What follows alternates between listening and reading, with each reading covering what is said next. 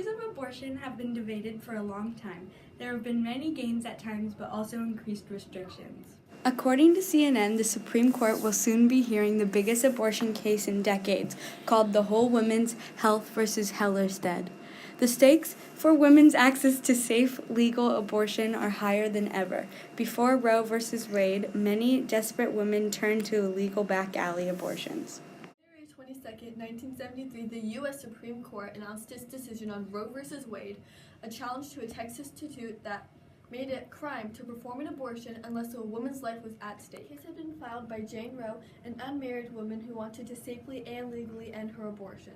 The U.S. Supreme Court sided with Roe, making her abortion legal. At that time, almost all states had outlawed abortion, except to save a woman's life, or in the case of rape, incest, or fetal anomaly. Secretary Clinton. Well, I strongly support Roe v. Wade, which guarantees a constitutional right to a woman to make the most intimate, most difficult, in many cases, decisions about her health care that one can imagine.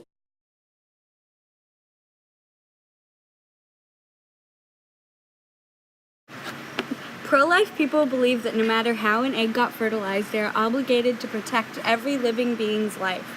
Also, babies develop a spinal cord during the 5th week of pregnancy. This is also when the brain, spinal cord, heart, and other organs develop, causing the baby to feel pain.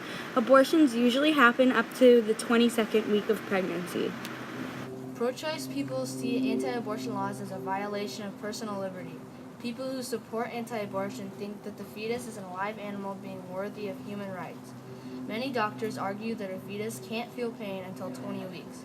In Utah, a law was passed that you must give a fetus anesthesia before an abortion. Many anti-abortion believers prefer this new law. An abortion is only legal in Utah if it is able to work successfully. Recently in the news, Ohio moved to have abortion banned as early as 6 weeks and bans it after the fetus is visible. This is a major issue because most women don't know if they're pregnant by 6 weeks. Donald Trump said during his presidential debate, the Supreme Court will overturn Roe v. Wade, a decision that protects a woman's right to end a pregnancy. If he fulfills his promise, and if Roe is overturned, a woman's abortion right will depend on the state in which she lives in, causing abortion to be illegal in many states. There are a variety of abortion restrictions. They must include a requirement for an in-person meeting with a doctor followed by a 24-hour waiting period, the elimination on drug use to induce abortions, and restrictions on clinics that provide abortion have already complicated abortion access in many different states. Colorado, Kansas, Louisiana, Mississippi, North Dakota, Oklahoma, South Dakota, Ohio, and Texas have heavily restricted access to abortion. Only Oklahoma made it to the governor's desk. The governor voted it.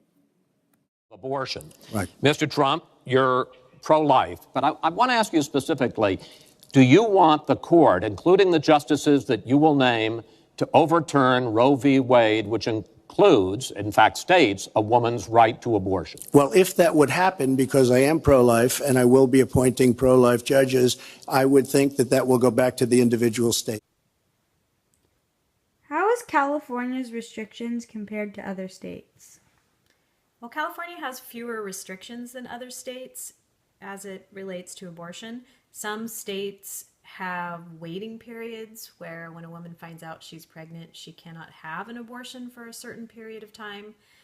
Some states have notification requirements, like if a teenager wanted to have an abortion, their parents would be notified first or needed to give permission for that abortion procedure.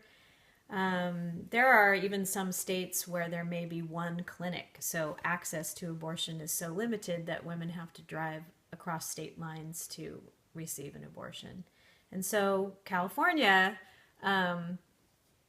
has fewer of those restrictions and actually has important protections for young people too who are seeking abortion. They have that privacy as well between themselves and a doctor or clinic.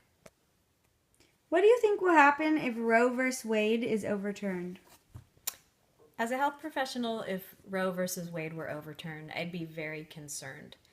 Simply because when it was illegal, women died.